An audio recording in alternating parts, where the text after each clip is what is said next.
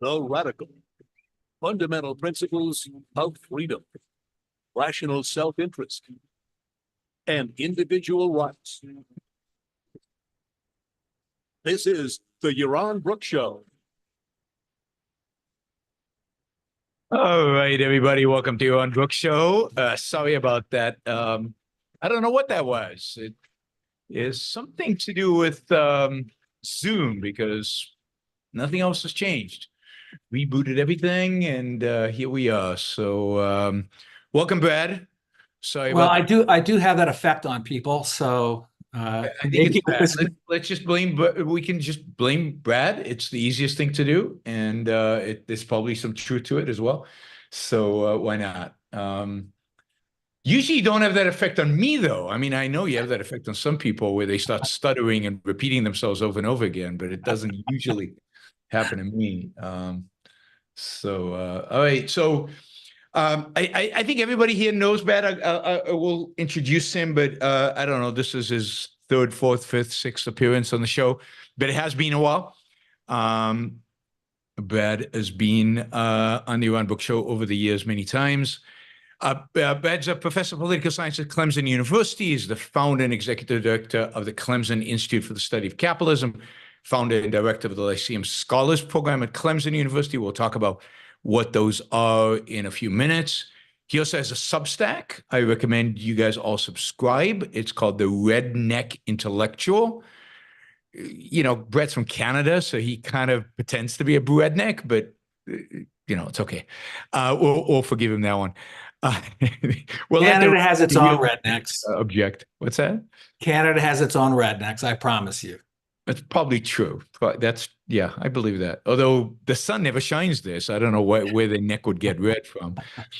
Founder and chief blogger at edwatchdaily.com. edwatchdaily.com. edwatchdaily, one word. Founder and CEO of Loco-Foco Press. Loco-Foco, that's a great name. We'll talk about where you got that name from. Yep. Author of 7 books. Let's see, John Adams, Anti-Slavery, Freedom School Choice, America's Revolutionary Mind, What is America? And of course, the book I contributed to, which was Neoconservatism and Obituary for an Idea. And finally, an 18-year homeschooling father. Welcome. Yeah, it's great to be back. So you're always working on like 665 projects all at once. So tell us a little bit about what you're working on right now, and then we'll circle back to Clemson and the different programs. Yeah, so I mean, what I'm mostly doing now is writing for the Substack. So I'm actually I'm finishing up a series of essays that I've been publishing for the last 8 months or so. It's kind of a new interpretation of the American founding and early American history up to the Civil War. But what I've been working on the last week is a series of essays, probably 5 or 6 essays, that will go under the generic title of the selfish paradox. It's going to be a kind of history of how selfishness and selflessness have been interpreted by moral and political philosophers and theologians going back to Plato. So that's what I'm mostly doing now, and also trying to get some manuscripts ready to publish with Loco-Foco Press. So how is the new work on the American founding different than America's Revolutionary Mind and your work on John Adams?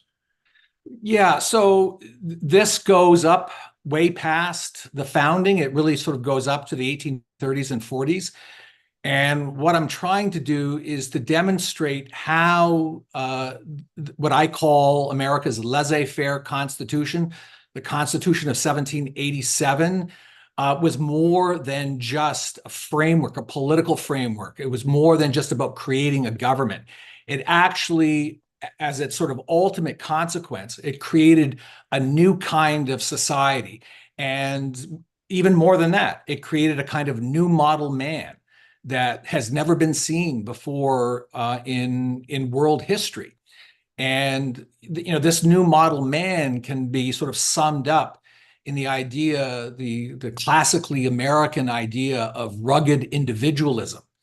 So what I'm trying to do is trying to understand what this idea is, how it developed, and then how it expressed itself in American life and culture from approximately 1790 up until about 1840.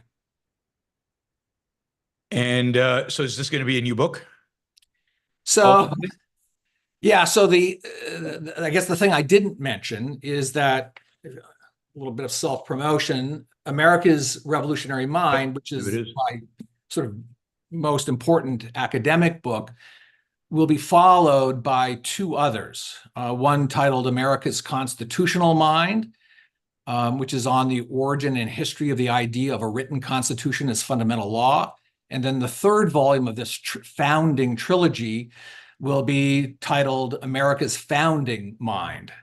And so these essays that I'm writing for the Substack now, well, I think probably, I'll publish them separately with Loco-Foco Press, but then they will probably in some form or another then also be brought into the final volume of this trilogy that I'm doing on the American founding. Right. So in addition to writing all this, you also run you're also a professor at Clemson, and you teach. And so tell us a little bit about, let's start with the Clemson Institute for the Study of Capitalism. Yeah. So the Clemson Institute was founded in 2005. You were a part of the founding of the Clemson Institute along with... I was. Yep, along with John Allison. And I came down here. I'd been the previous year at Princeton as a visiting scholar. You guys sort of paved the way for me to come down to Clemson, and I started this institute. And for the first year, it was just me. And then I hired someone I'm sure many people in your audience know, Eric Daniels. And Eric and I ran the Clemson Institute for many years. And then we brought on somebody else, a third person that some of you will know, Eric Allison. And the Clemson Institute is unique. They're amongst American university-based think tanks, right? There are a lot of university-based think tanks on free market economics. But what distinguishes the Clemson Institute is our mission, which is to explore the moral foundations of capitalism. So we're not economists. We don't do economics. We're all historians and moral and political philosophers. And yeah, we're trying to sort of flesh out the moral foundations of capitalism, teach the moral foundations of capitalism. And in many ways, Yaron, as much as I love the name, the Clemson Institute for the Study of Capitalism, which was our way when we chose that name, it was sort of our way of raising the Jolly Roger in American culture. We were sort of, coming out fast and hard and owning what we believe in. But in many ways now, I would say that maybe even a better name for the Institute is the Clemson Institute for the Study of a Free Society, which I think is more encompassing and embraces sort of the subjects that we work in, which are history and moral and political philosophy. So yeah, we were started in 2005, and we do the same things that a lot of similar kinds of think tanks do. We have a lecture series, best lecture series on campus, certainly the best attended lecture series on campuses. On Clemson's campus, we run conferences during the summer. You were a part of a conference that we did for almost a decade on the moral foundation. It was on Atlas Shrugged, actually. The title was Atlas Shrugged and the Moral Foundations of Capitalism. We did 11 years of conferences for university professors who were part of the so-called BB&T network that John Allison had created of adjacent kinds of schools. And we have a small publishing program. And then we've also been teaching classes. We teach classes or at least have in the past, in the political science, history, the English department, and in the Honors College. So that's sort of the background on the Clemson Institute. And we are now, I'm happy to say, about to enter our 20th year, which Wow, is that's right. amazing. Wow. Yeah. I mean, I do remember the year that I was at Princeton, you came to visit, Yep. and we had a long conversation about trying to make this thing happen at I Clemson. recruited Brad. I did. And You I did? recruited money. So, um, what kind of things is the Institute do today? I mean, you're teaching classes. Are the summer conferences still going on? Is there writing being done on the moral foundations of capitalism, of a free society? Yeah. So we sort of dropped the conferences mostly because of COVID. I mean, Yep. COVID, we weren't permitted to do conferences for 2 years. And we've just moved into some other areas. We are planning to bring conferences back. And probably, I think our new target area will be to do conferences for high school teachers. Okay. Yep. Yeah. So, and then in terms of publishing, a number of years ago, the Institute published, primarily Eric Allison, published a volume, sort of it was a primary source reader on the moral foundations of capitalism. It was a reader from sort of Plato to the present of what great moral philosophers and economists have said about capitalism. And a number of years ago, we also published a small booklet titled Capitalism Defined and Defended, which, by the way, Eric Daniels has just done, I think, a 15-part video series on, 5 of which are now up. So if people in your audience are interested in seeing those videos, go and watch them. And if you'd like a copy of Capitalism Defined and Defended, email us at the Clemson Institute, and we'll send you a copy of the pamphlet. Where would they find the videos? Yeah, that's a good question. You put me on the spot. I know I'm almost certain they are on our Instagram, and we have a YouTube channel. So I think you'll find them on our YouTube channel. Clemson Institute for Capitalism, for the Study of Capitalism YouTube channel, guys. Let me just say, I want to remind everybody that you can ask questions. So take advantage of the fact that Brad is here. American history generally, political science, common political issues. I'm sure he's eager to talk about those. Anything, a state of academia, what it's like to be at a university these days. We'll talk about some of that, but feel free to ask about anything, and I will pass on the questions. Thank you, S. Steinem, and thank you, Mary Aline. Really, really generous. Thank you. All right, so that's Clemson Institute. Then what is it now? I don't know how many years it is now. 6, 7, 8 years now. You launched the Lyceum program. Yeah, so the Lyceum program, I think we just finished our 9th year, actually. Wow, time flies. It does. And the Lyceum program basically now is about 90% of the programming of the Clemson Institute. It is without question our premier program. It's essentially just sort of absorbed all of the energy and resources and time of the Clemson Institute. So the Lyceum program is an academic program, and more particularly, it's a scholarship program. We give 10 scholarships per year to incoming freshmen, renewable over their 4 years at Clemson. And in exchange for the scholarship, the students take our academic program, and we use a great books approach to studying the history of liberty, capitalism, the American founding, and the principles of moral character. And the students take 8 classes. I'll just run through it very quickly. Freshman year, or I'll give you some of them, not all of them.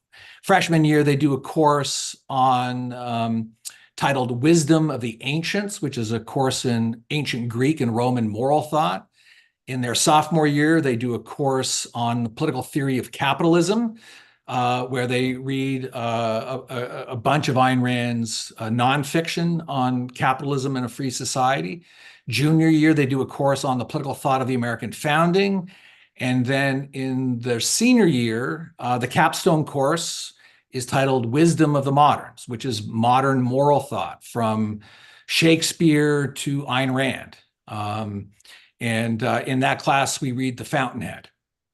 So that's the academic program. But the really, really cool thing, in many ways now, the distinguishing feature of the Lyceum program is what we call our Socratic tutor program. So we assign to each one of our scholars what we call a Socratic tutor, who is a faculty member connected with the program. And the Socratic tutor will meet with his or her tutees every other week for an hour. And these are individual one-on-one meetings, the purpose of which is twofold. First, to help these young men and women translate theory into practice. So let's say they're taking Wisdom of the Ancients in their freshman year. They're reading Aristotle's Nicomachean Ethics, a difficult book. So the question is, how does your typical 18-year-old American translate Aristotle's Nicomachean Ethics into their lives here, now, today? And then the second purpose, the real purpose, is to get these young men and women to start thinking seriously and deeply, probably for the first time in their lives, about questions of moral character and their moral character in particular. And it's really sort of, in many ways now, there's no other academic program in the United States like the Socratic tutor program. It's something akin to what was done in antebellum America, where the college president would typically teach the capstone course in moral theory and meet with the students and have one-on-one tutorials with them. So this Socratic tutor program has just been a stunning success. And I mean, and I can tell you now, Yaron, the program as a whole has just been, it's been massively successful in ways that I could not have anticipated. So let me just give you a couple of data points on the way in and on the way out. So when we first started this program 9 years ago, and this was something we did at the very last minute, we had to pull it together. That first year, I was expecting 30 to 50 applications for a program that nobody in America knew anything about. And it turns out that first year we had 190 applications, which was great, from high school students in 22 states. For this year's incoming freshman class, we had 1,002 applications. Wow. Right, which is just stunning. I mean, our 10 positions? For 10 positions, that's right. Yeah, exactly. So it's just been massively popular, and we did it sort of on the idea of from that movie, the baseball movie, build it and they will come. Yeah, build it and they will come. So we've built something very special, and they are coming. Students from all over the United States are now wanting to get into this program. And then at the other end, the graduating end, just in the last 3 years, we have had 2 Fulbright scholars from the Lyceum program, 1 Rhodes Scholar. We've got a student at Harvard Law School. We had a student at Chicago who just graduated from Chicago Law School. We have 3 students right now doing master's degrees at Oxford, 1 doing a master's degree at Cambridge, and we have 5 doing masters at other universities in the United States, and 6 in PhD programs.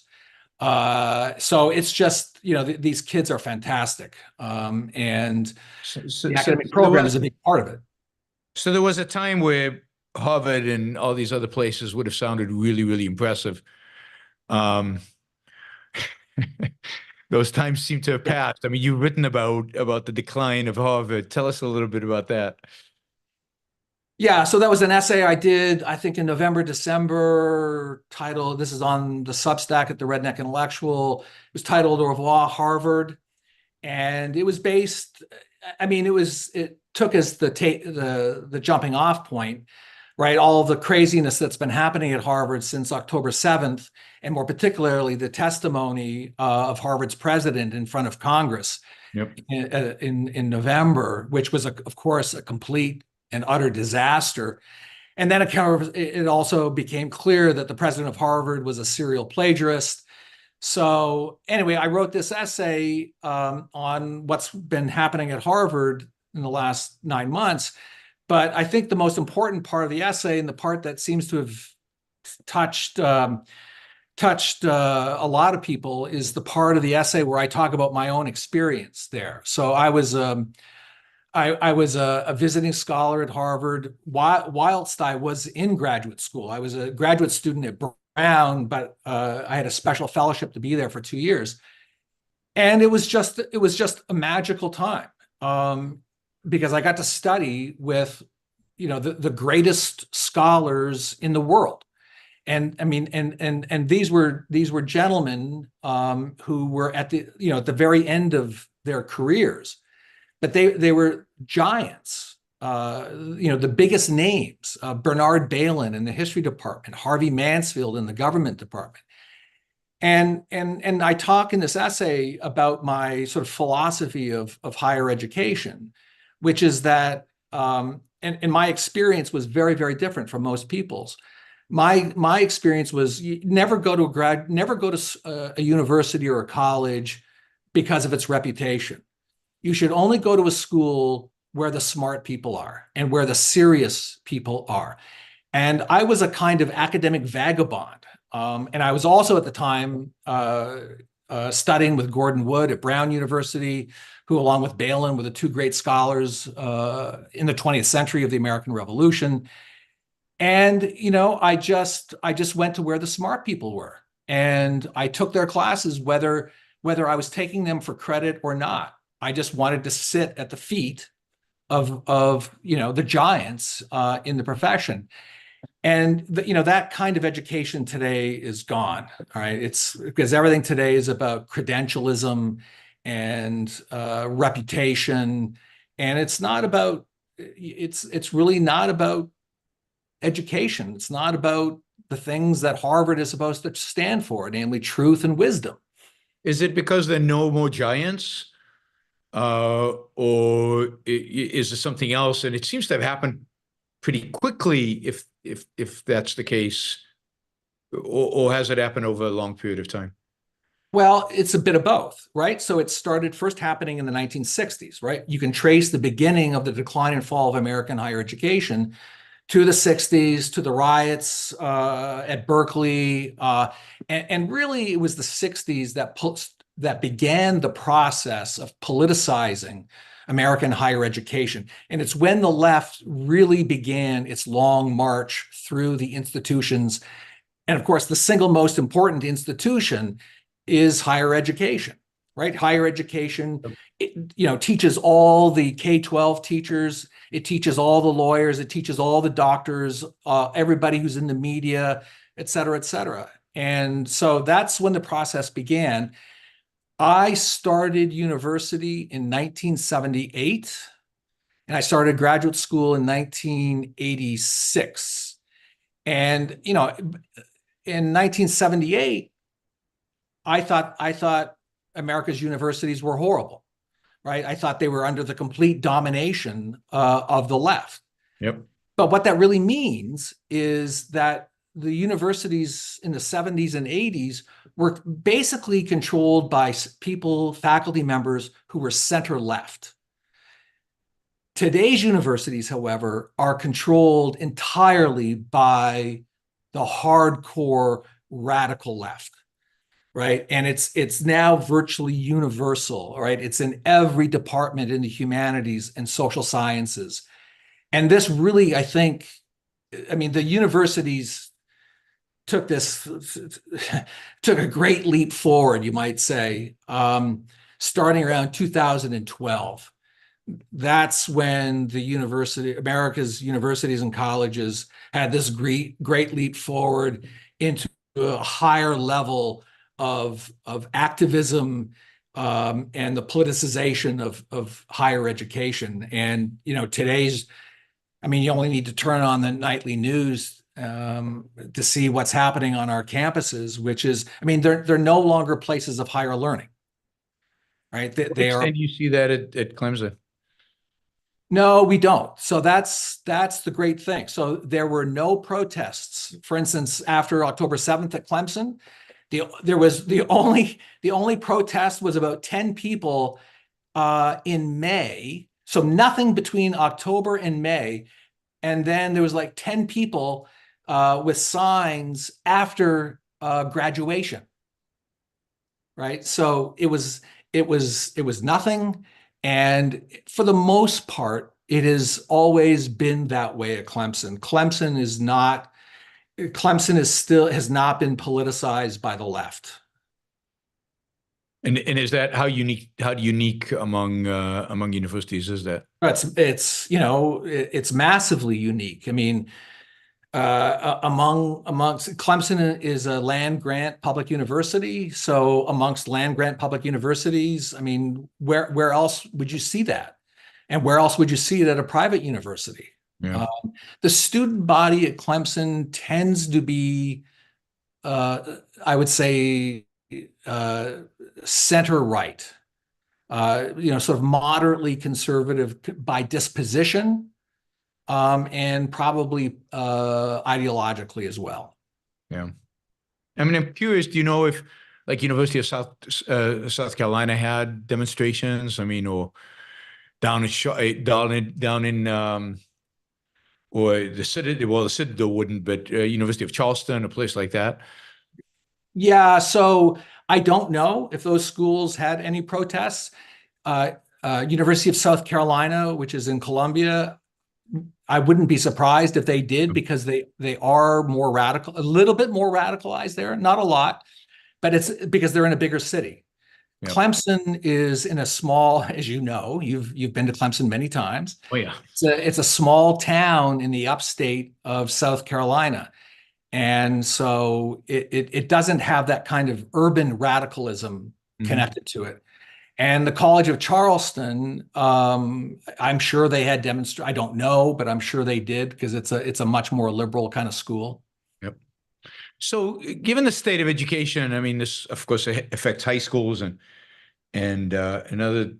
primary schools. What do you find with these 10 obviously super smart kids, but what do you find in terms of kind of the ideas that they're coming to Clemson with, or are they already pre-selected so that they're not as corrupt? Yeah, so it's a pretty self-selective program. So we have a disproportionately high number of homeschoolers in the program, and also a disproportionately high number of kids who have been at classical charter or private schools. So, I would say probably 6 or 7 of our 10 every year have had a classical education of one kind or another. So, which means they've come to university already having read Homer and Plato. Wow. Okay. So it's a different breed. And they do certainly their parents.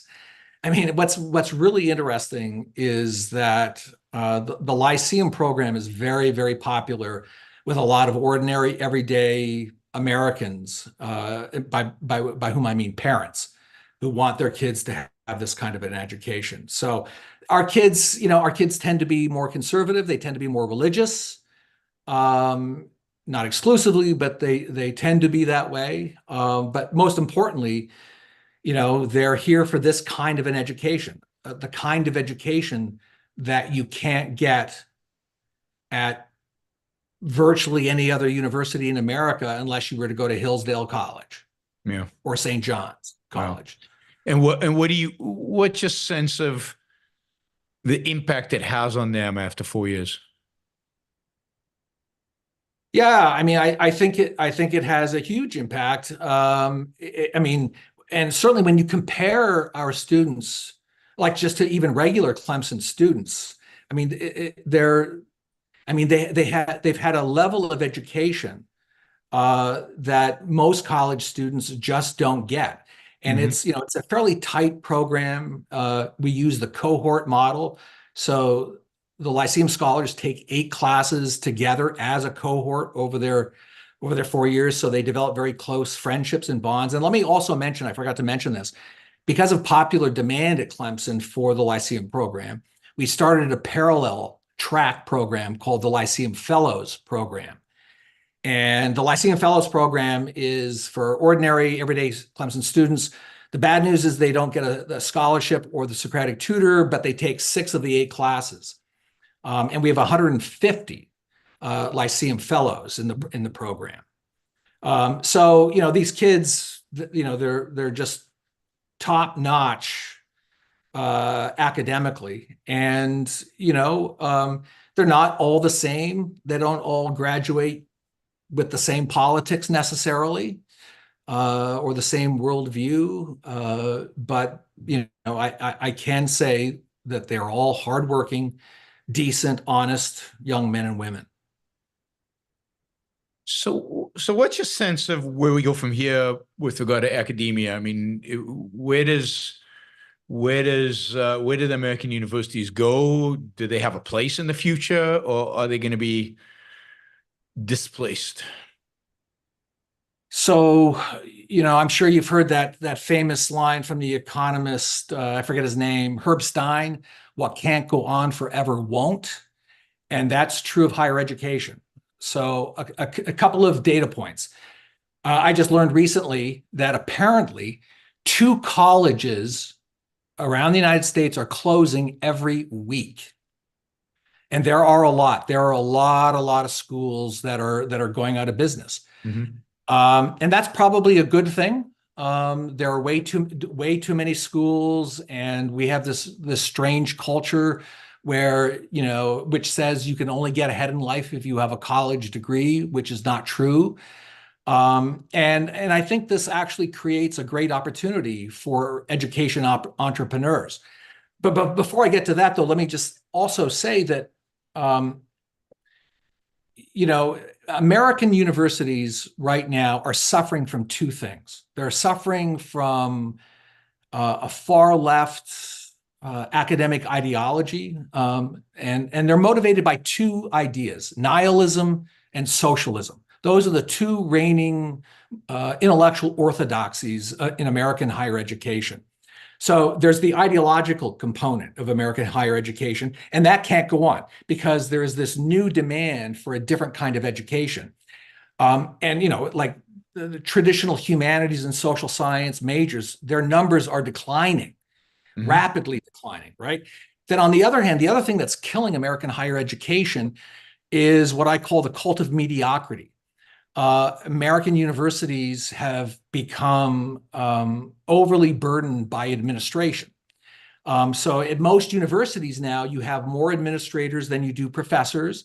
And at some schools, you have, sort of 1 administrator for every, 2 or 3 students, which is insane. And no university can sustain itself financially on that model.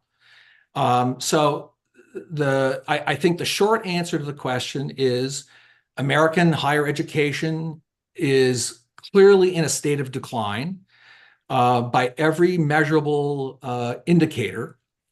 And on the flip side, however, I think there is actually some good news. And the good news is we're now starting to see the creation of some new colleges and universities. We're just at the beginning of this, but there is Ralston College in Savannah, Georgia, where Jordan Peterson is, I think, the chairman of the board of Ralston College. And right now they're running they only have a master's degree program in great books. And then, of course, probably the most famous school that everybody knows about these days is University of Austin at Texas. And they're about to launch their first class in August. A good friend of mine just bought a 2-year college, which he hopes to transition into kind of a 2-year great books college. And there are other examples. I mean, there are probably 3 or 4 of these new colleges now that are coming online. And I think, University of Austin at Texas will be the test case. If it's a success, which I think it will be, I know the president, I met with him a couple of weeks ago. They're very smart. They've got an excellent curriculum. And if they can be a success, I think that's going to be a model, which will then spur the creation of a lot of new colleges. And you can now buy a college. You can literally buy a college. There was a college in Vermont. It had 150 acres, 22 buildings, right, including administrative buildings, classroom buildings, athletic facilities, theater facilities, et cetera, et cetera. It went for $5 million. Really? Wow. Yes. I mean, that's chump change. Yep. And I mean, University of Austin spending many multiples, many multiples of that to just get some office space in downtown Austin. So yeah, it's that's pretty amazing. Yes, I mean, I'm excited about University of Austin. I think there's a lot of incredible potential there. And the other thing to mention, Yaron, is I've already indicated this, but let me just flesh it out a little bit. There in many ways, the more important revolution that's taking place in the United States right now is not at the university level, but it's at the K-12 level. And more particularly, most importantly, it's homeschooling. Homeschooling is a revolution. It's the single most important social movement since the 1960s. And homeschooling numbers have exploded in the last 3 years. Interestingly, because of COVID. Yeah. Cool. And most homeschoolers are now using a classical curriculum. And then you've had this explosion in the creation of classical private schools and charter schools.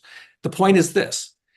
With all of these, with now millions and millions of kids graduating every year with this kind of an education, they're not willing, and their parents are certainly not willing to pay for the slop that they get at 99.9% of American colleges and universities. They want a kind of great books education, which is one of the reasons why the Lyceum program has been such a great success. Are there great books programs? I mean, you said there was a 2-year college, but is there a proliferation of great books programs out there? Yes. Well, I wouldn't say a proliferation. You mean at the university level? Yeah. I mean, no, it's not a proliferation, right? Right. So the most famous one, of course, is St. John's College in Annapolis and Santa Fe, New Mexico. But Thomas Aquinas in California is a great book school, and they've just opened a campus in Massachusetts. And there's one in New Hampshire, and this Ralston College, which is starting with a master's degree program. It's a great book school. So there will be more of this kind of education because the demand is going to drive the supply. Yes. So if you had to project 5-10 years out, where do you see the Lyceum program being in 5 to 10 years? Yeah, so I've just put together a 10-year vision statement for the Lyceum program. And our immediate goal is to double and then triple the size of both the Scholars Program and also the Fellows Program. So, we want to be up close to 500, 600 students, somewhere between 5 and 10 years from now. And the great news is that Clemson University in the last year has come on board in a big way to support the Lyceum program. And that's the Board of Trustees. I gave this 10-year vision statement to the Board of Trustees in October, and the chair of the Board of Trustees said, well, I'm sorry, but 10 years is too long. We want this done in 3. So we have the support of the board, the president. Sign the check and I'll do it. Yeah, no, exactly. So yeah, so we're wanting to double and triple the size of the program. And we want to start a new program that we're going to call the American Founding Project. And we want to become America's most recognized intellectual home for studies of the American founding. So it's going to be a program for what we're going to do is we're going to leverage top graduate students at other universities and bring them in for a year-round academic program on the American founding. So that's going to happen sometime in the next couple of years. And we're also going to launch a new project called Capitalism Unleashed. And we want this program to be, it'll be less stuffy than the Lyceum program, less academic, and this will be sort of our public outreach project, where we're going to focus on young people ages 18 to 35, and I'm going to hire young people to come in and start online courses, podcasts, and a lot of writing for a popular audience. So, projecting into the future, what do you think the biggest challenges in the culture we live in today? What are the biggest problems, and how do we solve them? In 20 words or less. You got the floor. Yeah. I mean, that's obviously a massive question. You know, I think the list you provided me. It's yeah, but I didn't think you'd ask that one. So I'm asking. Look,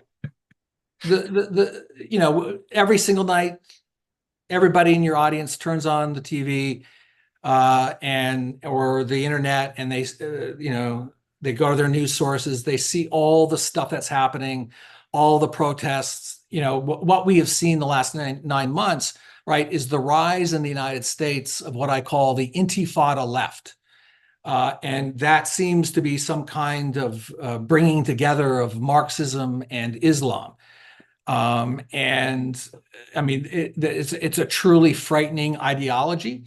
And we're seeing it, play out on our streets. But of course, virtually everything that is bad in the United States, and this is really true around the world, comes out of the universities.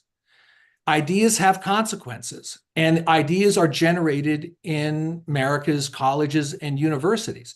And this is why, I've dedicated my entire adult life to being in the university and to trying to at the very least, sometimes it feels like a rear guard movement to keep. I'm at the very least, I'm trying to keep certain ideas alive. But of course, keeping certain ideas alive is not good enough, right? I didn't come onto this earth just to be in a defensive position. I want to be on the offense, and the Clemson Institute and the Lyceum program is my small contribution to being on the offense. So, it's everything has to be. It's all about education. And it's not just higher education, it's K-12 education. Mm-hmm. And, and this is the one area in our lives where we actually do see some hopeful signs. So, as I've already mentioned, there are big things happening in the K-12 world. And it's not just homeschooling, it's the creation of school pods and micro schools. Millions and millions of people are looking for alternatives to the government school system. And this is not going to stop. It's going to continue. It may not happen as fast as you or I want it to happen, but it's going to happen. What's happening in the universities is happening at a much slower pace than what's happening in the K-12 world right now, but it's happening. All right, this is the first. And let me also mention one thing about higher education. So now, look, I want to make this very clear. I don't support this, but in the last 2 or 3 years, a number of red state legislatures have funded to the tune of tens of millions of dollars new centers and institutes, many of which are modeled on the Clemson Institute. So you have them now at Arizona State, at University of Texas, at University of Florida, University of Tennessee, North Carolina, Chapel Hill is starting one, and then there's going to be one at Ohio State. And I had the director of one of these programs tell me that, and he meant this in a very, playful way, that he was going to shamelessly plagiarize the Lyceum program. which I said, absolutely, go ahead, break a leg. The bad news with these programs, however, is that they're funded by state legislatures. And the Clemson Institute was founded with the idea that we're not going to take government money. But these other programs, the University of Florida, their Hamilton Center, which is the new conservative center, just got $20 million, or 25 actually million dollars. UT Austin got even more than that. So yeah. Yeah. From the- So, huge amount. which means, of course, that they are as soon as the state, I mean, the first, government should not be funding even programs that I like. Yep. That's number one. And number two, as soon as those states flip, which Arizona has started to flip, and they're going to become blue, and it's already happening. The governor, who's a Democrat in Arizona, has started withholding funding to the program at Arizona State. So they're good academic programs, but they're based on a foundation that I do not support. Now, you've written about the rise of kind of the alt-right or the crazy right. To what extent are they at all, in academia, or is this primarily just an online, phenomena? I'd say it's primarily online. And when I wrote what's probably now the most famous of my essays on the dissident right, the essay on the Pajama Boy Nietzscheans, I was targeting in that essay some of the academic people who were adjacent to the ideas of the Bronze Age pervert. And I think I can take a little credit for the fact that whatever influence the Bronze Age pervert had in American higher education, particularly in grad schools in political theory, has now been killed. So that's good. But look. Well, yeah, I was going to ask what you make of people like Deneen and Vimule and, kind of the trad cons or whatever they call themselves. Yeah. Yeah. So they're very different. So they're not Nietzscheans. They're not Pajama Boy Nietzscheans. No, certainly not. They also more dangerous. Well, no, that's right. They are. And they're more dangerous because there are a lot more of them. And the BAT movement is a movement of 20-something young men.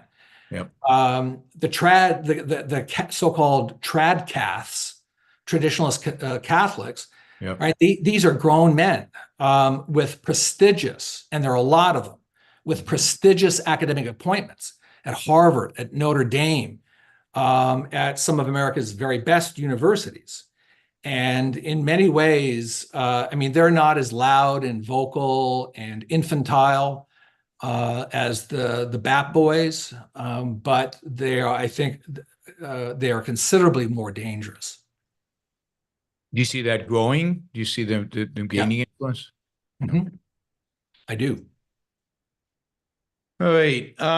So I promised the listeners to Yaron Brook Show, I promised them hitchhiking stories. I told them that you would tell us some hitchhiking stories. So Brad, one of the things Brad and I share in common is a youth that today seems crazy, at least from the perspective of we both hitchhiked and hitchhiked vast distances in the United States. I guess you hitchhiked in Canada as well. Mm-hmm. In Canada, I hitchhiked in Israel, but the crazy hitchhiking stuff is from the U.S. In the late 70s. So when murder rates were higher than they are today in the United States. Mm-hmm. So I don't know how you want to introduce your hitchhiking stories, but go for it. All right. Yeah. So, hitchhiking was always a big part of my life, starting from the day I started high school in 9th grade. I hitchhiked to my high school every single day, and would hitchhike to work, et cetera, et cetera. So it was a part of my life, hitchhiking. And there were a lot of young people at this time. This was in the 70s, who were hitchhiking. I mean, it was not an abnormal thing. You saw hitchhikers all the time. I almost always got picked up. It was never an issue. The story that I really want to tell, it's not a story so much about, hitchhiking and some of the crazy stuff that happened on my hitchhiking adventures. But here's the real story. And that is, when I was 19, I read a book. And I locked myself in my bedroom for 4 or 5 days, mostly tried to read this book around the clock. And my mother would drop trays of food off outside my room. And I just plowed through this book. And, I think like many young people who have read this book, when I finished it, the moment I finished it and opened my door and walked out of my bedroom, the world was different. And more importantly, I was different. And because I was different, the world was different. Mm-hmm. And of course, that book, that novel, was The Fountainhead. It was still to this day the most important book I've ever read on a personal level. And of course, I was deeply admiring of Rourke, but I knew that I wasn't Rourke. He provided a kind of moral ideal, and I knew what my vices were, and so I really wanted to become a better person, and I wanted to basically, become much more independent than I had ever been as a virtue. And so, as a part of trying to engage in moral character development, a big part of it was actually hitchhiking. I hit the road. I'll just very quickly. When I was in high school, I got a ride down to Daytona Beach in Florida, slept on the beach for 5 days and nights, and then hitchhiked home when I was in high school. So from Daytona Beach in Florida to Toronto, Canada, in March, in the middle of March. I can tell you, hitchhiking through the mountains, and I never hitchhiked on major highways, never. It was always, because part of my hitchhiking was I wanted to explore. There were two things. I wanted to explore America, and I wanted to explore myself. Mm-hmm. And I wanted to test my limits. And so I had a policy of always hitchhiking secondary highways. So in high school, as I said, in March, and it's still winter in March, from about West Virginia up to Canada, and I can tell you, hitchhiking. This was 1978. Getting dropped off in the middle of the Appalachian Mountains in North Carolina at 2:00 in the morning, and there are no lights on the highway. You can't see anything. That was a growing up experience. And then I hitchhiked all over the American West, Phoenix to Denver, from Gunnison, Colorado to Toronto. And I will tell you, you grow up fast. You learn a lot about yourself when you're dropped off in the middle of the desert and you're standing in the middle of the desert for 8 hours and nobody's picking you up and you don't have any water, right? Or if you get dropped off in the middle of the Colorado mountains in January, where the snowbanks are 10 feet high on every side. And I remember one time being dropped off.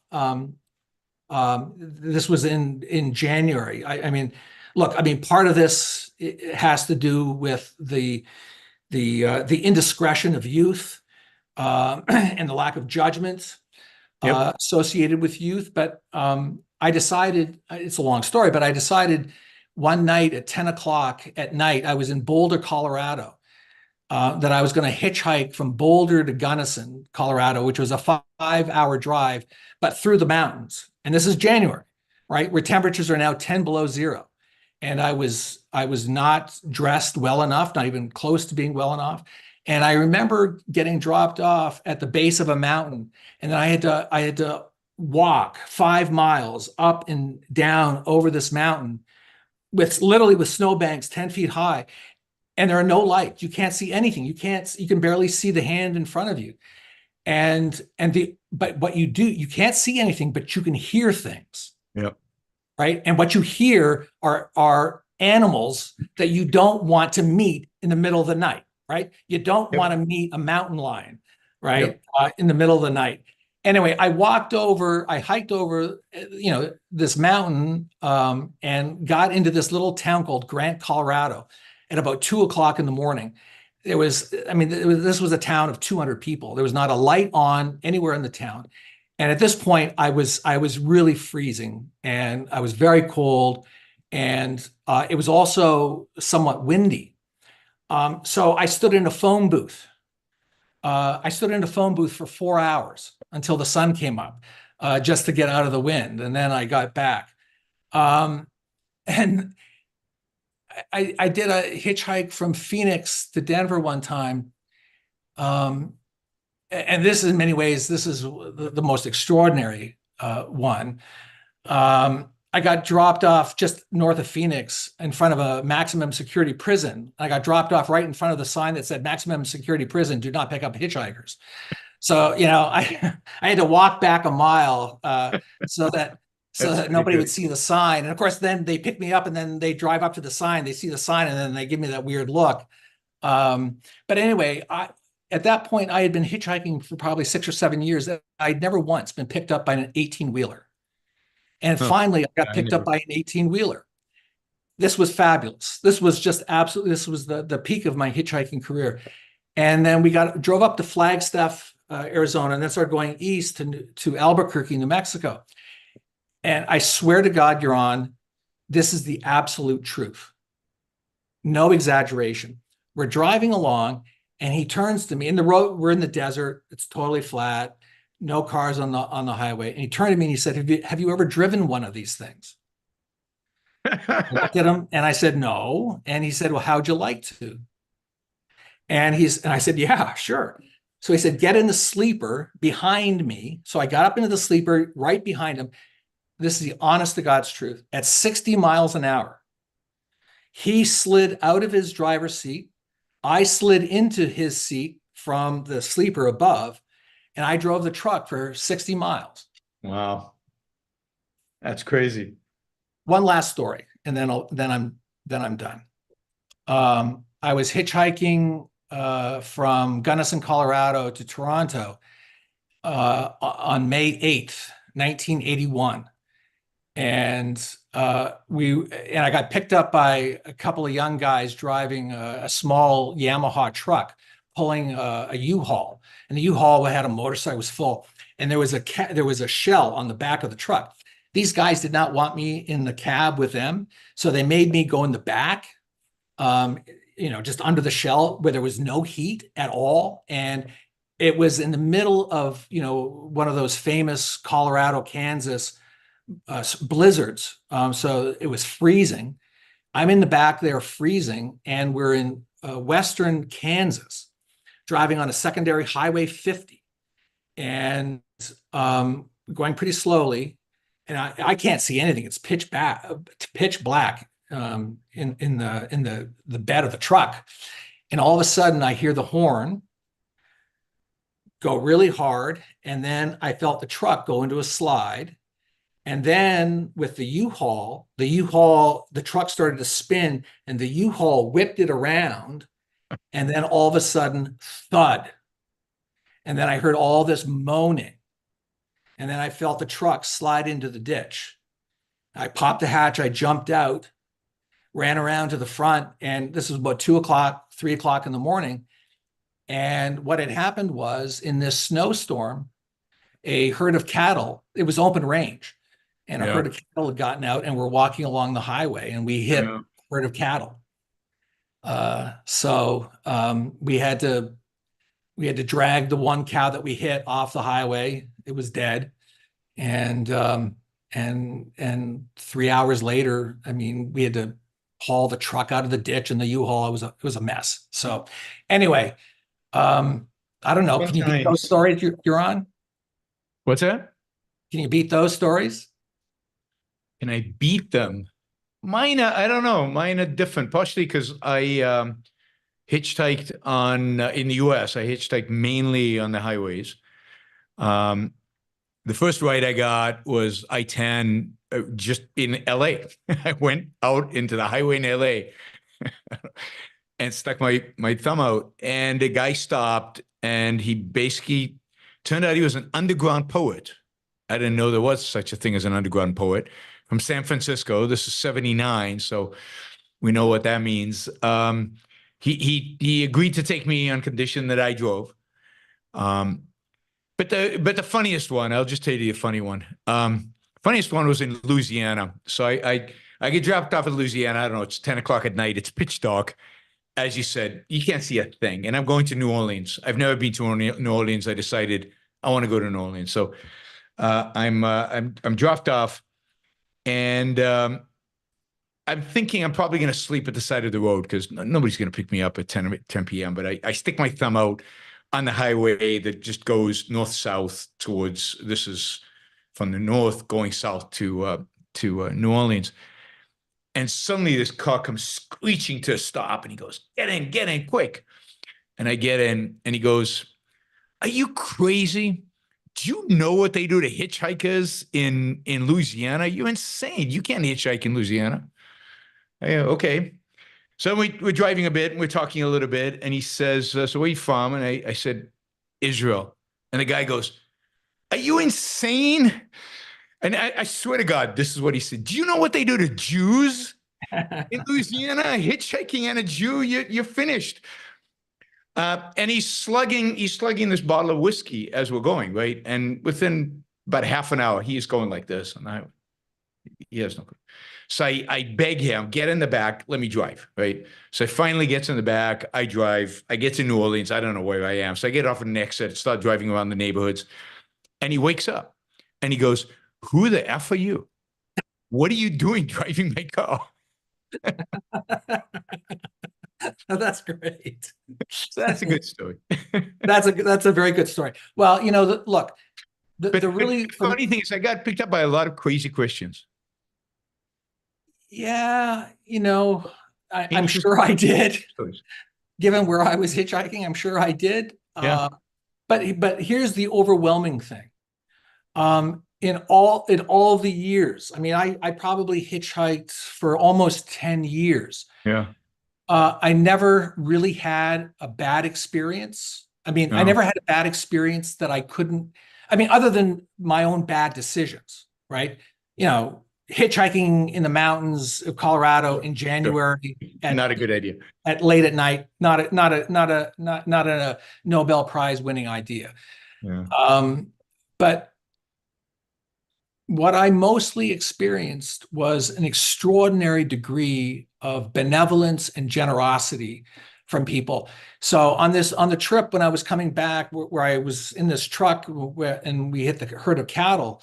Eventually, I got my way to Pittsburgh, and I got picked up by a gentleman in a pickup truck in Pittsburgh, and he was driving to his construction site. He was a construction worker. The guy was probably 65.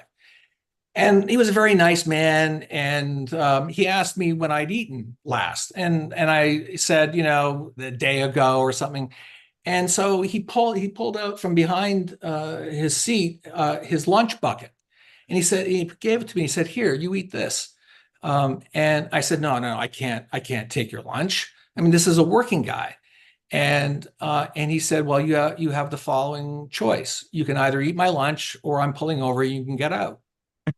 Right. And so I ate his lunch, and I just met fabulous people, very kind, generous people. Mine was probably 50-50, but one guy invited me to a restaurant and fed me. He realized I hadn't eaten in a while.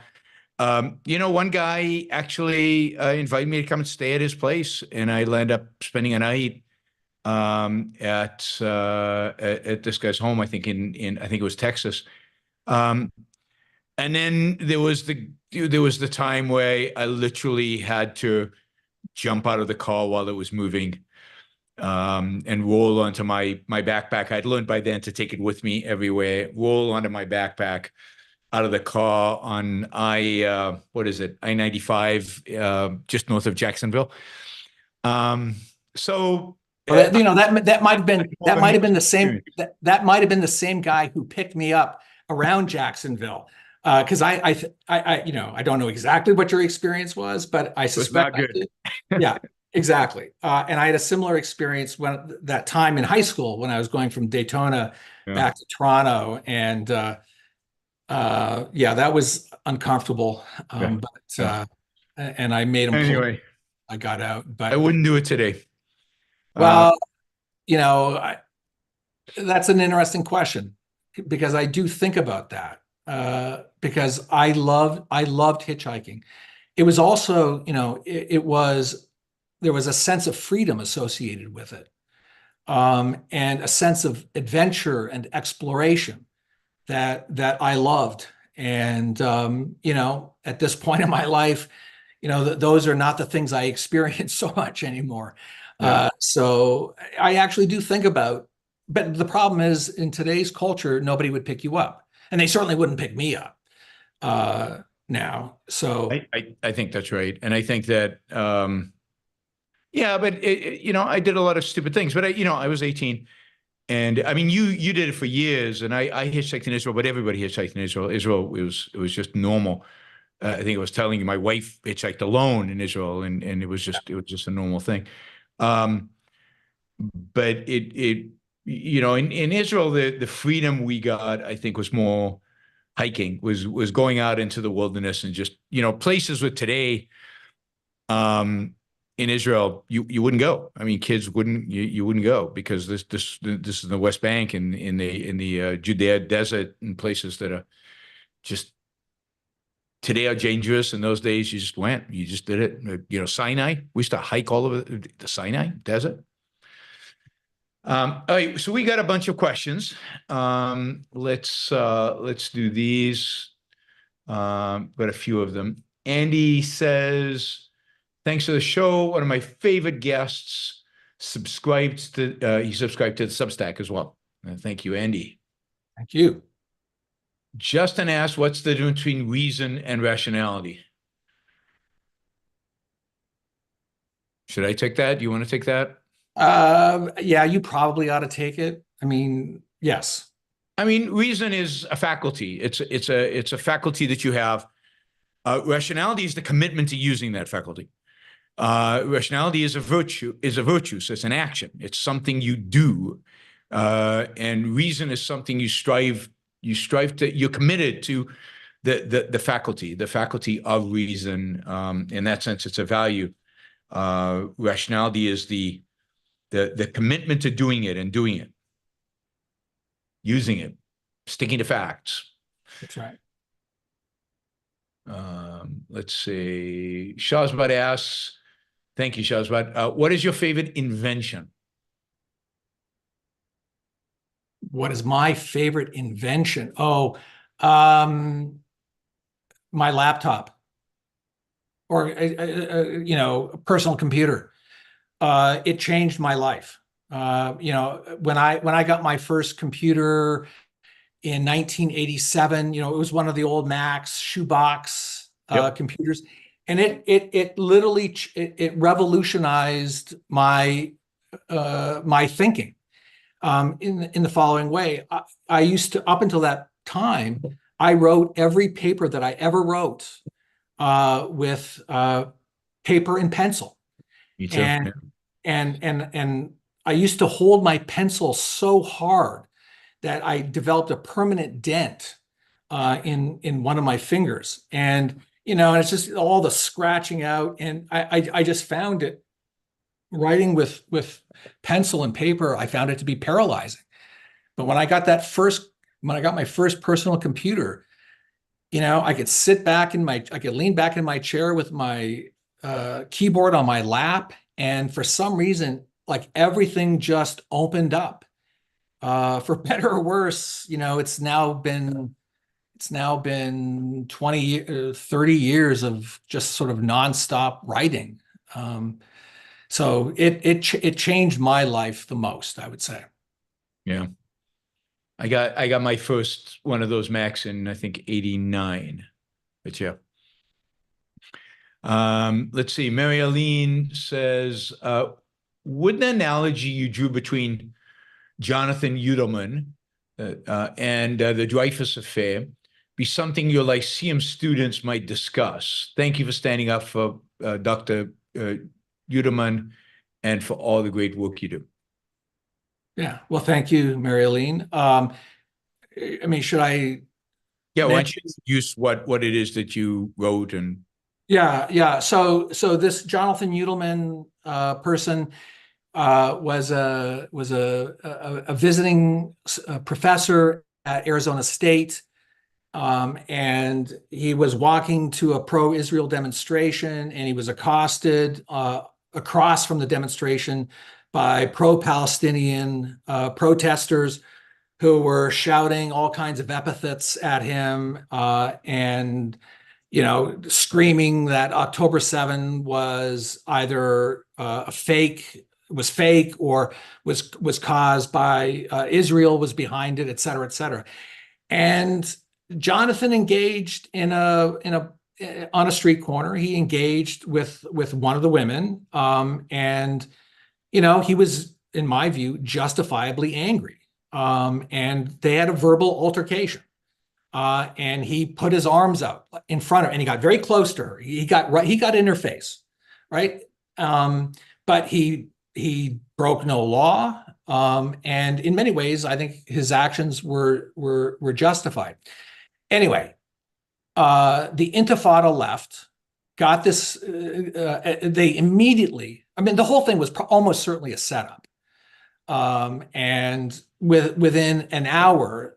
Somebody who had recorded it on their phone put it up on the internet. Within 24 hours, Jonathan had received thousands and thousands of death threats, and he was effectively fired from his job and had to go into hiding. So I wrote 2 essays on my Substack. One is titled "Who Will Defend Jonathan Udelman," and the second was titled "The Udelman Affair." And Mary Aline is referencing correctly. I drew a relationship between what I call the Udelman affair and the so-called Dreyfus affair, which a famous case that occurred in France, where a Jewish, or at least a French soldier of Jewish descent, was falsely accused of treason and sent to Devil's Island off, I think, French Guiana, and was in solitary confinement for 5 years. It was a cause célèbre, and of course the whole thing was just made up. It was false. So I drew my Udelman affair essay. I drew the analogy between the Dreyfus affair and what I call the Udelman affair. what did the university do vis-a-vis Udelman? What did the university do? Yeah. So they I mean, this is remarkable. They immediately suspended him without pay, and then they called for they called to have a fact-finding committee meet in 2 weeks after the event. But in the meantime, the president of the university said publicly that Udelman will never teach again at Arizona State University, right? So in effect, the president had tried and convicted him before the fact-finding mission of the university. The commission had even started the process of gathering the facts. Yep. And in fact, Jonathan had to leave the country. Really? He left he was receiving death threats like every 60 seconds. I mean, it was extraordinary. I mean, he became the poster boy for the Intifada left. I mean, and by poster boy, I mean the one you throw the darts at. Yep. And so to answer your question, Mary Aline, I tried to be perfectly honest. I try not to bring my Substack essays. I mean, that is the public me. not the professional or professor me. That was published after the semester ended. So I don't think, for any student that's interested in it, and several students follow me on my Substack, I'm happy to talk about it, but no, I probably will not use it in class. Yeah, I mean, the outcome of the Dreyfus Affair was the creation of the Zionist movement. I mean, that was what inspired Herzl to actually found the Zionist movement. That's right. The conclusion that Jews would never be safe in Europe. And given the neo-Nazis or political parties associated with neo-Nazis' success yesterday in the German elections, spooky out there. What's the correct orientation for objectivists when it comes to religious believers? Show them the errors of their way or focus on shared values like individual agency? Well, my life is different, I'm sure, Yaron, than yours is, right? Yep. I Yep. teach in a university, and I would say that probably 95% of all Clemson University students, and most of the students at the other university that I taught at for many years, 95%, again, I would say, are Christians. And so, and these are all, young and decent and honorable young men and women. And, I never talk religion with my students unless they bring it up. I never talk about it. And because that's not what this program is about. This program is about reading great texts. And that actually has included, I've taught the Bible, or at least parts of the Bible in the past. Now, I will tell you that in this new series of essays that I'm writing on the selfish paradox, the second essay, let's just say I'm going to lose a lot of friends. I'm going to lose a lot of Christian friends over this essay, which takes up very directly the Christian social ethic, and yeah, Yep. I'm not going to win friends. Yeah, I mean, I would say it depends what you're trying to achieve, right? I mean, orientation for objectivists, doing what? I mean, Brad as a teacher, it's not his job to indoctrinate students or to argue with students about religion. I am not a teacher. My job is to indoctrinate. My job is to argue. So it really depends on what you're trying to do. So it very much depends on the context.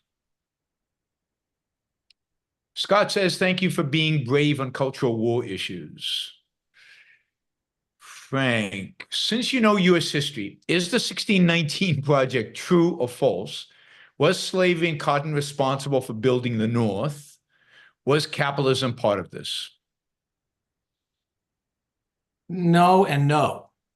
So the 1619 Project is built on lies. It's really the core idea of the 1619 Project is that America was founded on the basis of slavery, and that the true founding of America was not 1776, but 1619, when maybe, allegedly, the first slave was brought to the United States, but that's actually not clear whether that's actually true. Slavery was not written into law in the southern states really until the end of the let's say in the 1660s is when you get the first laws, slavery laws in the South, and so the suggestion, which is at the core of the 1619 Project, that the American Revolution was about protecting slavery. I mean, I don't know. I don't even know what to say in response to that doesn't use foul language, so I won't. It's absolutely not true. And the single most important thing to know is that the principles of the Declaration, the principles of the American Revolution and of the American founding they were the absolute necessary condition for the abolition of slavery, not only in the United States, but around the world, right? You would not have an abolition movement without the principles of the revolution, and all of the 19th century abolitionists knew it, they said it. And so, in other words, I'll say this: the American Revolution is the single most important event in world history for the abolition of slavery.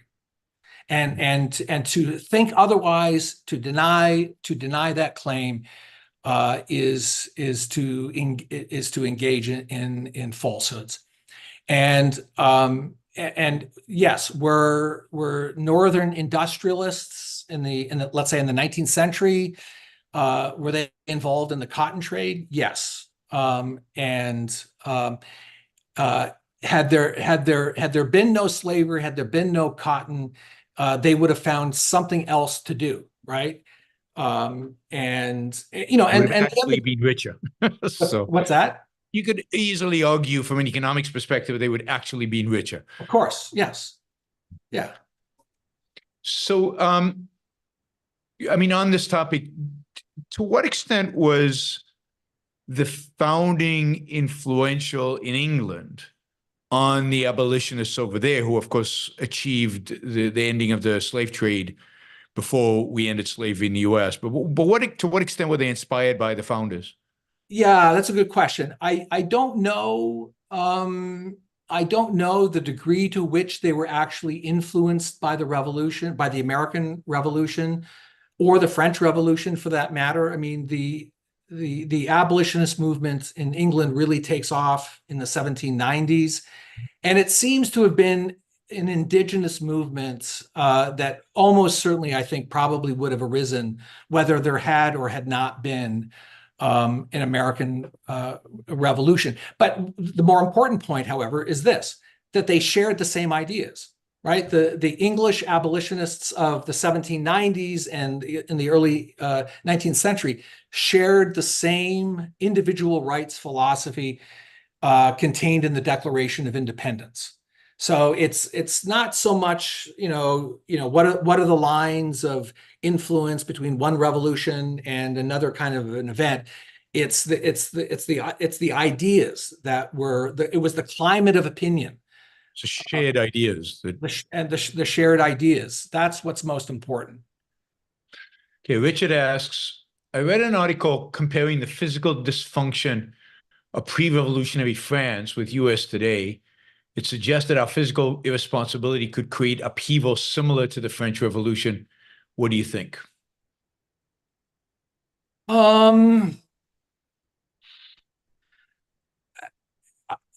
Are we headed toward a serious financial convulsion in this country in the relatively near future? I mean, I just saw an article, I think this morning, that there's going to be a stock market crash worse than 2008. I don't know. I'm not an economist. I don't find that article pretty much every day for the last years. Yeah. And maybe that's the case. But I'm sorry, what was the first part of the question? So there was fiscal dysfunction in pre-revolutionary France. So do you see a parallel? Yeah, no, yeah. So no, I don't see a parallel, and I don't see a parallel because the United States does not have what the French had, which was an ancien regime, that right where 2/3 of the citizenry of the population were pretty much in desperate poverty, right, and there was a distinct aristocratic class, right, an aristocratic class that was created effectively by government, right? Whereas in the United States, we have a kind of natural aristocracy. Americans, including, if not most especially, lower income Americans, do not have resentment, or what Nietzsche called ressentiment, against the wealthy. We love the wealthy, right? This is why Lifestyles of the Rich and Famous is such a popular show, or it was when it was on, with ordinary people. right? So we don't have, like the French, we don't have hundreds of years of built up resentment, and we don't have the kind of artificial class barriers that the French had in the 18th century. Yep. Ian asks, would you support a constitutional amendment that added a maximum age to the office of the president, say 70?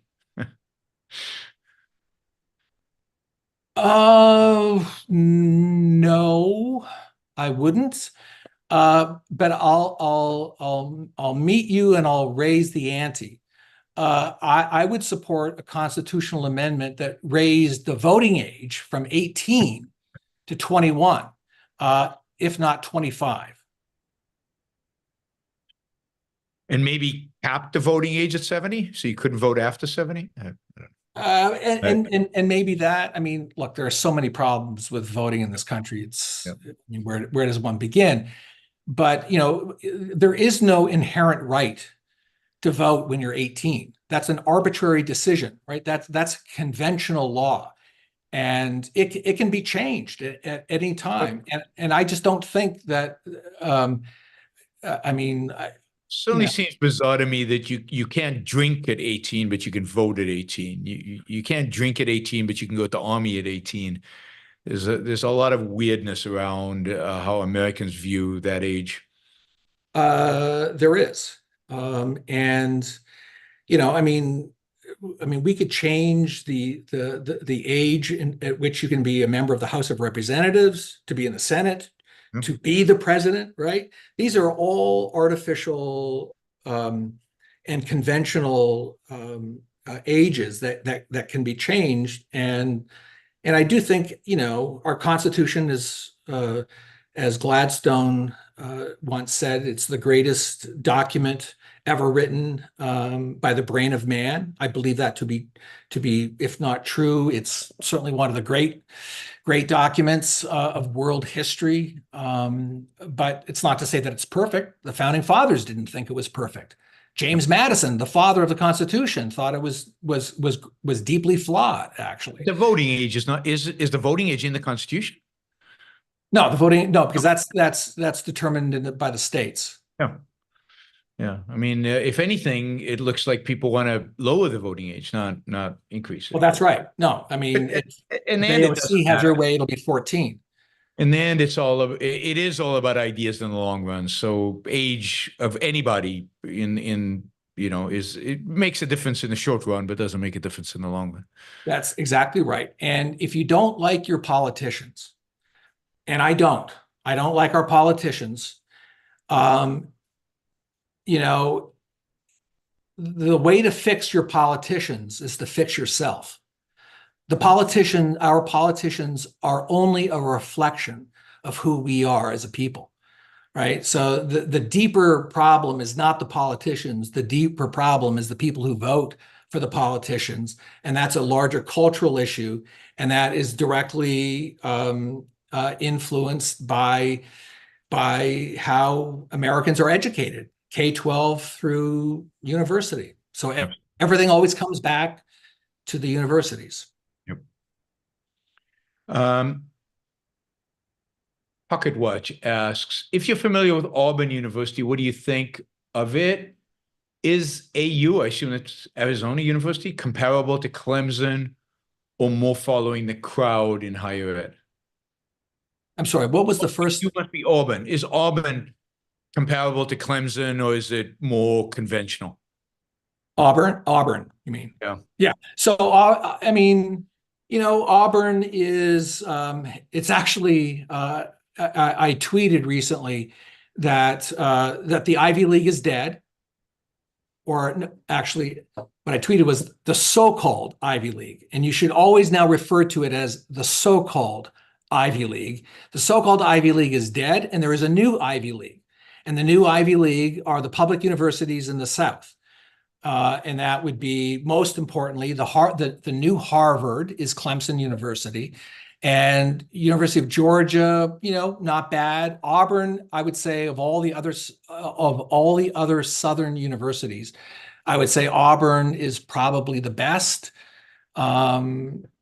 Alabama's not bad, and University of Mississippi actually has taken great strides in the last few years to up its game, and they've just created a new center at University of Mississippi. It's the Center for the Study of the Declaration of Independence, or something like that. Jennifer wants to know if your parents knew you were hitchhiking. Sometimes. Yeah. They knew I was hitchhiking to school, but high school, but I don't think they ever, my parents knew that I hitchhiked in high school from Florida back to Canada. They did know some of the trips, not all of the trips.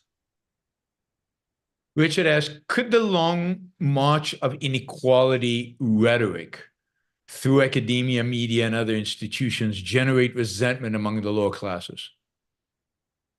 I'm not sure I understand what the question means. The long march of... So, the inequality debate that was started by Piketty and so on and has has grown. Has that affected the attitude of the lower classes towards the rich? Well, but in the opposite way that Piketty means it, right? No, I think Rich is asking if it's changed their attitude away from the way you portrayed it to maybe now there's more resentment than there used to be. Yeah, but there is. Yes, yeah. there absolutely is. But it's not in the way that Piketty portrays it. It's not economic wealth. It's social status that working class, lower class Americans, that's what they resent the most, is the kind of new elites, right? So America has changed quite a bit in the last 30 or 40 years, and we have seen the rise, I think, of a new kind of social cultural elite. And this social cultural elite is not so much based on wealth, although it is. It's based mostly on a kind of new social status associated with where you go to university. The social elites, for instance, only marry within their social order, and they have created a new kind of ruling elite. I think that let's just call them ordinary, everyday Americans, I do think have a certain kind of resentment toward, but I don't think it's wealth per se. Mary Aline asks, she says, politicians usually followers, not leaders. All right, guys, last chance to ask Brad a question. I think that was the last question I had on my list. Anything you want to cover, Brad, that we haven't talked about?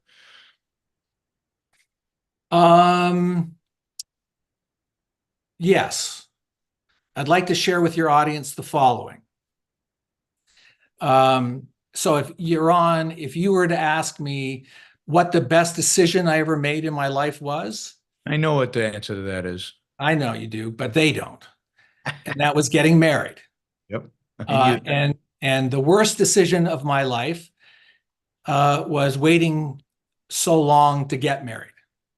If I had to do it all over again, I would have gotten married much, much younger than I actually did. To the same woman, let's be clear. Yes, of course, to the same woman. And in part, I will tell you that one of the remarkable things for me, at least, about marriage and family, I have three now adult children. And as you said, we homeschooled for 18 years. But the remarkable thing is that my productivity actually went up after getting married and having a family. And it forced me to focus more than I ever had before I was married on the things that are most important in life. And that was one, work, and two, and not in that order, but work and family. And for the last 30 plus years, that's all my life has been. That's a great answer. I got married younger than Brad did. Shahzad asked, do you think that America's youth will take notice of the national debt at some point? Yeah, when it comes due, Yeah, exactly. and Yeah. somebody's got their hand in their pocket. I mean, young people don't care about financial issues anymore. And that includes, uh, conservatives and libertarians and classical. Nobody cares about that stuff. I mean, it is interesting, the generational change that's taken place, right? So those issues were very big in the 70s and 80s and 90s. And the crisis is worse today than it was then. Much. But nobody cares about it. Young people certainly don't care about it, don't talk about it. And yeah, I mean, I will say that I'm still getting accustomed and trying to understand, and I'm really trying hard to understand Gen Z.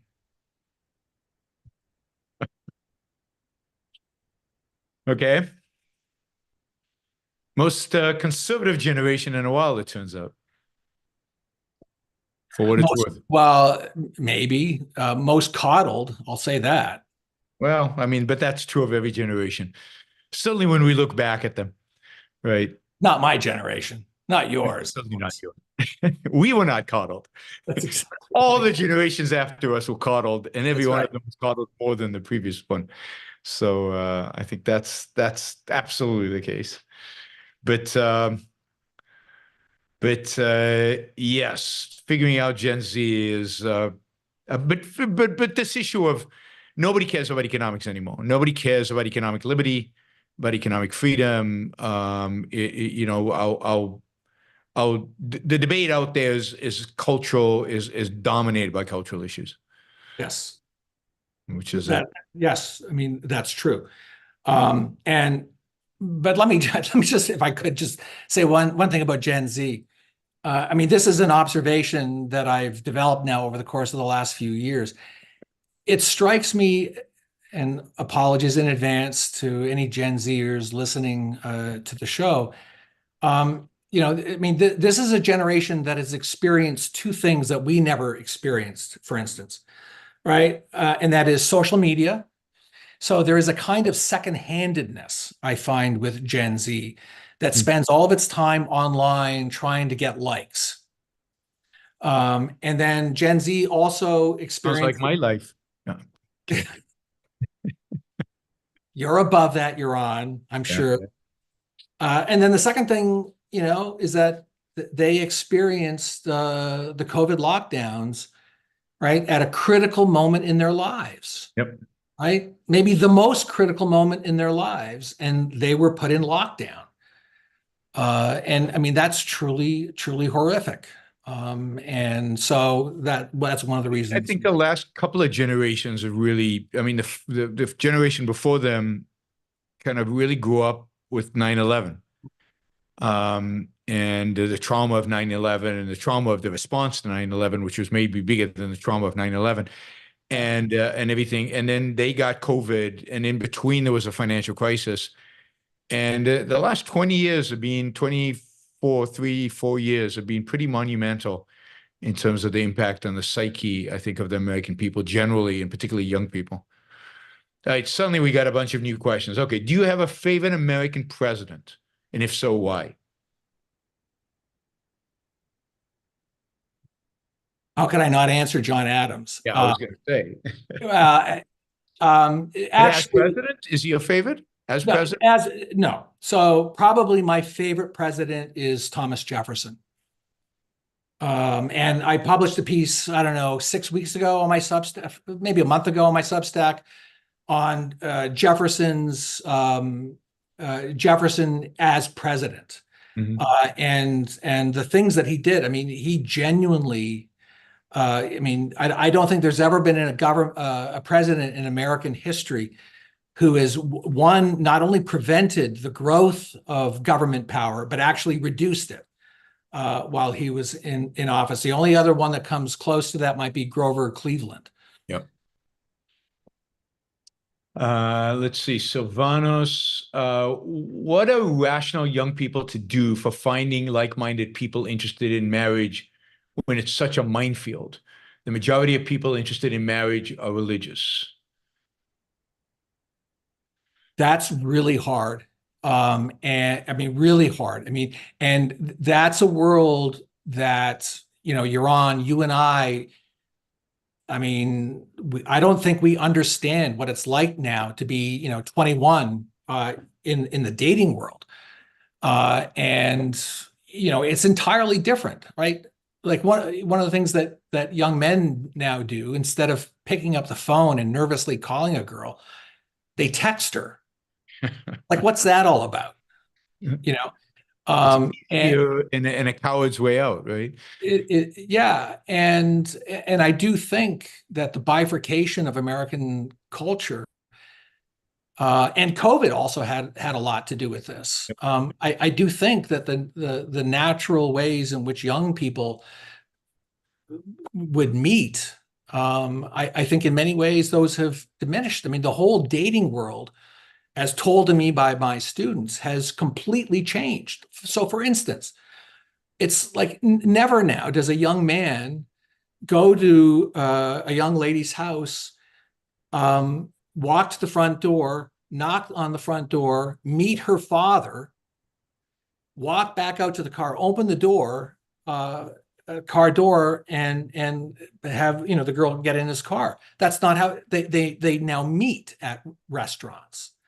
Right. I have to admit, I never did that. So I'm of the newer generation when it comes to that.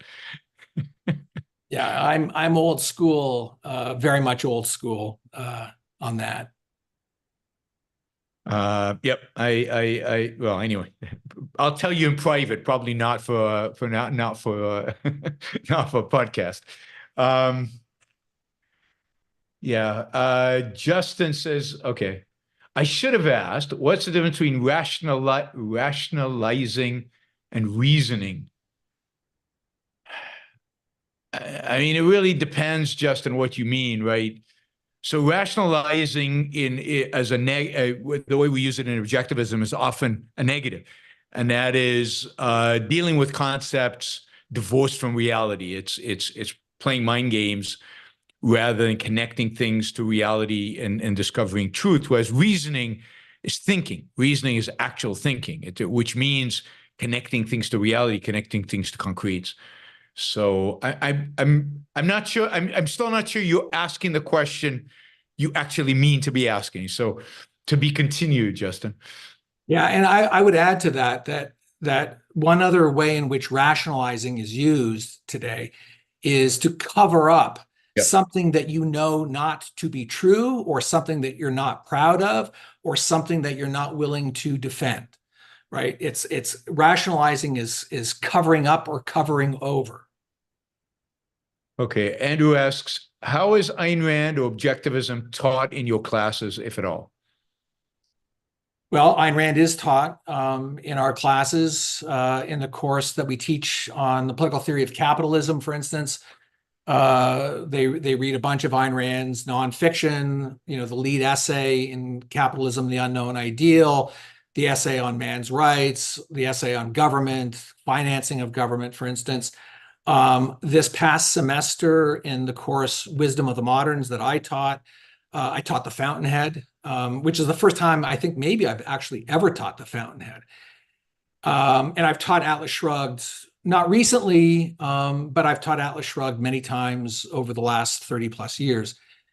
And, I mean, both are big novels, and they take up a lot, you have to spend a lot of time. And when I did Atlas Shrugged, I would typically spend almost 7 or 8 weeks of a semester of 16 weeks on Atlas. And which makes it hard, right? It makes it hard because there's so much other good stuff out there that you really ought to include in a lot of these courses. But I will tell you that the teaching of the Fountainhead this semester for me was a genuine treat. And it was, and one of the things I learned about the Fountainhead, which at least I hadn't recalled, is that Ayn Rand gives the most brilliant portrayal through the character of Ellsworth Toohey of the long march through the institutions.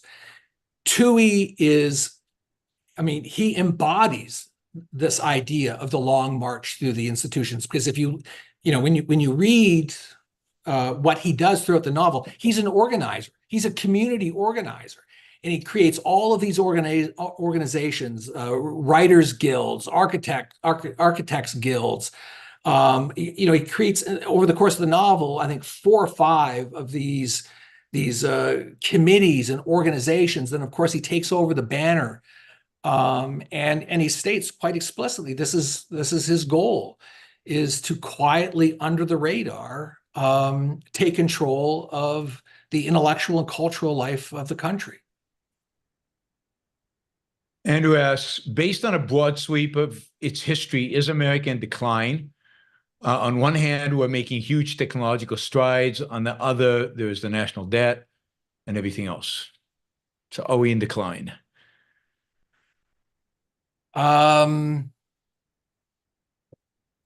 Well, let me answer that question by quoting a great line from the 1950s Hungarian anti-communists. Situation hopeless, not yet bad. So it does seem, you know, like, I mean, I'll tell you honestly, do I think the situation is worse today than it was when I started out as a young man? I think it's immeasurably worse, by every factor and on every margin. It just seems to be worse.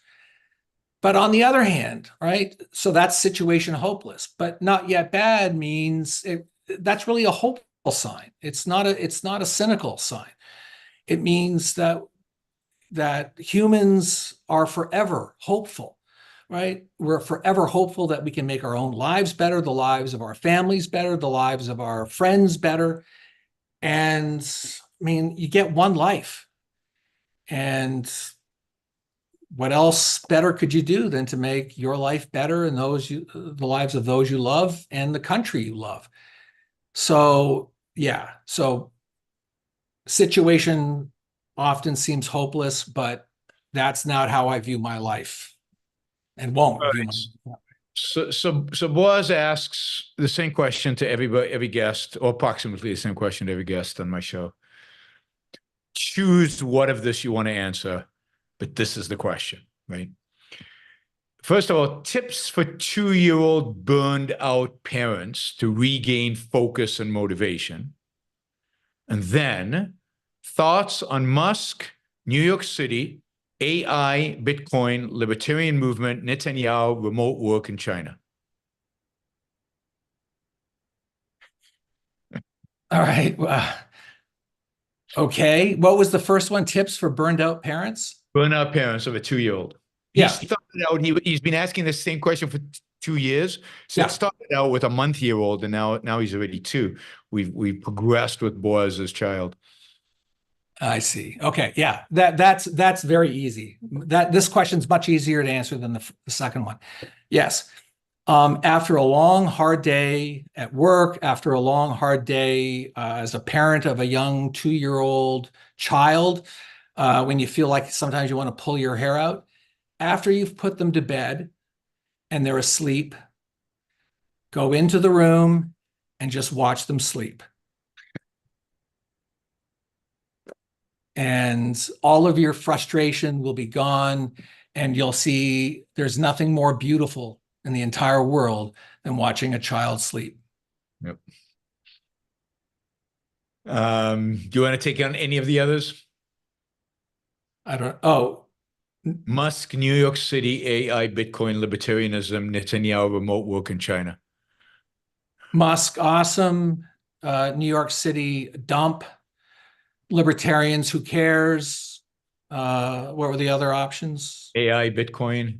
AI, cautiously optimistic. Bitcoin, don't know it. Netanyahu, remote work in China. What was that? Netanyahu, remote work in China. Remote work, I'm getting accustomed to it. as in getting accustomed to not only myself, but my employees. I'm more open to it today than I was 3 years ago. That's true. It was Netanyahu, right? Is that what you said? Netanyahu and China, the last two. Yeah, Netanyahu. Could be worse. Could be a lot better.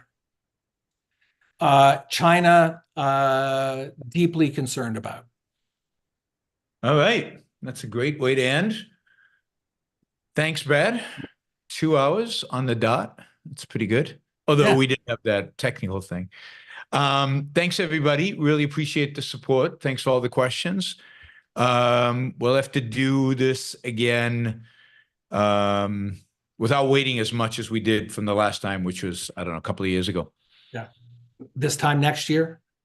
This time next year, or Sooner. you know, I also need to come and do another talk at Clemson. So maybe we should do a talk on Israel at Clemson. Yeah, actually, that would be a great thing to do. So we shall talk. Let's talk about that. Great. Thanks, Brad. Thank you, guys. Have a great night. Have a great rest of your week. And I will see you guys Wednesday. And don't forget to sign up at the Redneck Intellectual. Subscribe. Redneck Intellectual Substack. And what was the other, the Education Watch, EdWatch, something? EdWatch Daily. EdWatchDaily.com. All right. Yep. Bye. Thanks.